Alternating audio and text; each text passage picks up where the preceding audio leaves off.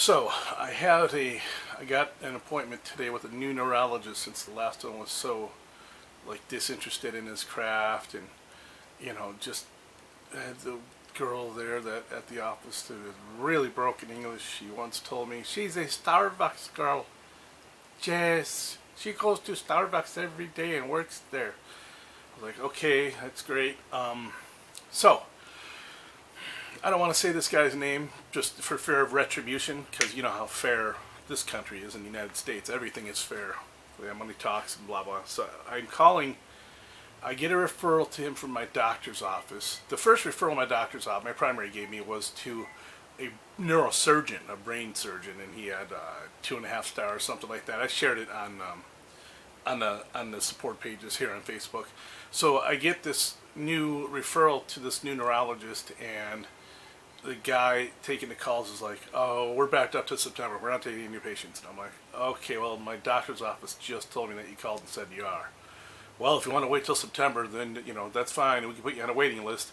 But even then, I got to tell you, there's 40 people waiting, and it's like he totally was trying to discourage me from even going there." And it's like, okay. And the reason I chose this guy is because I saw decent ratings by I think 2 people. Something like that, and it was like, I'm thinking if no one has ratings, then I shouldn't pick them at all. So I start calling every day. I call on last week on Friday to see if there's cancellations. I called Monday, Tuesday, Wednesday, and today, every day, see if there's a cancellation. And they said, yep, there's actually one today.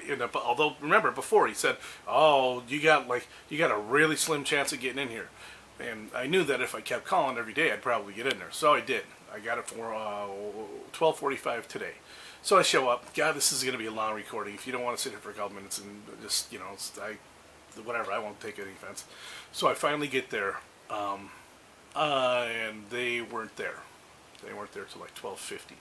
They were at lunch. So they let me in, and there's a guy in some office, and then, he said the guy that was walking in front of me that let me in said the doctor's right behind me. And the doctor comes in, he's got really bad posture, his shoulders are slumped forward, he's looking down at the ground, he makes no eye contact, goes into the office. Actually, comes out, goes into what I guess is a bathroom that's in his waiting office, in the waiting area. You can clearly hear him urinating. Like, wow. I would be embarrassed to do that. I would sit down. There's no way I would, and I'm pretty liberal when it comes to that kind of stuff. So he urinates, goes to the back, and then about 20 minutes later comes out, goes in that room again, and says, okay, you can come in now, and leads me in, and I can't remember what started the conversation, but we got into a few things, and I told him the symptoms I have are consistent with, well, on one side, trigeminal neuralgia, and on the other side, atypical trigeminal neuralgia. He said, what's that? I said, well, I played him this recording that I made on my phone, and then he said, he's telling me forget about going to Irvine, don't go to a surgeon up there, just try the pain management guy.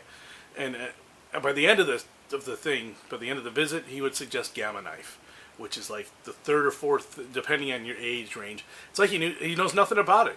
He tells me to go to UCSD, and that's where I got 90% of my information, and he knows nothing about it. Like, are you kidding me, man?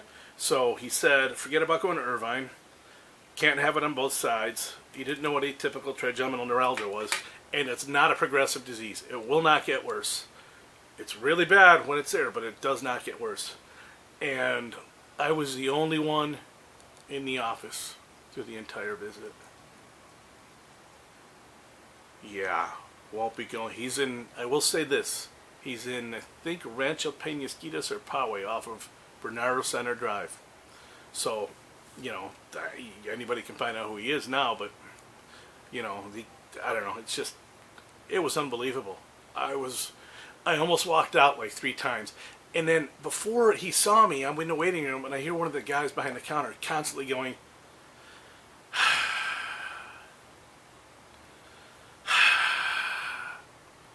I'm like, he sounds stressed. He sounds just like Bruce Willis did in The Sixth Sense when he thought he was talking to his wife, and he sounded stressed. That's why he kept going. It actually bothered me he did it so much in the movie. This bothered me too when he's doing it at the office. So, you know, the doctor that could call me back, he keeps doing it. Dressed like a slob. He's got this phone in his office that kept ringing. I don't know, just weird. He's got pictures of kids and looked like a kid drawing all around him, but he's got a ring. And he looked like, basically like I was saying, Philip Seymour Hoffman, severely depressed.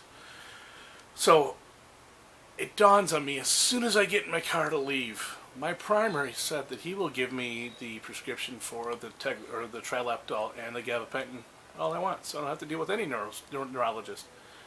And then I was like, oh my God. Well, I'm just going to do that then. I don't know why. I just wasted my time. I completely wasted my time there. But I get a chance to where I get to go do some reviews. So, leave a couple reviews, and my pain is pretty steady. Oh, that's another thing too. He asked about my pain. I said, well, it's constant. It's constant aching and burning, like I had told him earlier, but I didn't say that. And so, yeah, I told him what it was the one time, and then the second time he's like, how frequently do you get pain? I'm like, it's constant. Like, it's just like, he seemed like he hated his life.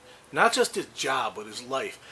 There were file banker boxes all over the place in the office, and I'm like, wow. And I guess he was really, really busy, but he wasn't really very busy because nobody showed up. Well, I was there, and we got done in an hour. The wait was about 20-25 minutes, which is too long, and then we got done in about an hour. So anyway, back to me.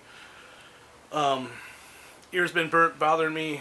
The headaches are to a minimum. I barely ever get them. The teeth, here and there.